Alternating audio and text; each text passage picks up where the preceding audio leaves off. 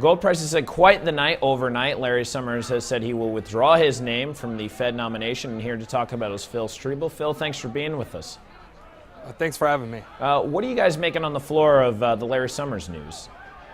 So Summers was, one of Obama's key guys. He was looked at as much more hawkish than Janet Yellen. With Summers withdrawing his nomination, the possibility of Janet Yellen steps up front and center, and she's seen as more dovish. So we saw an initial pop. We saw gold prices shoot up. They got up to like 1336. Then after that, as the night kind of trickled on, we saw some guys come in. Didn't see much more follow through from that. Started to lighten up the positions. Hit some stops on the way down. Bounced off about 1306. We're sitting right around 1312, 1313 right now. So is Fed talk really, in terms of who's going to be the next chairperson, is this really going to have a huge effect on the gold trade?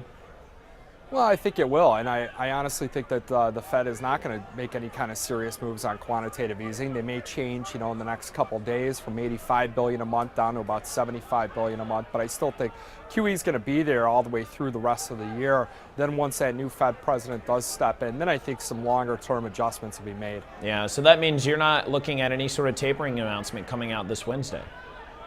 No, if they do, it'll be very small. So I still think gold's got good support.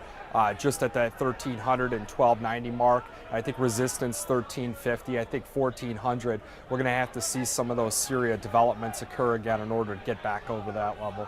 All right, Phil Streible from the CME in Chicago. Thanks so much. Thank you for having me. For The Street, I'm Joe Deaux.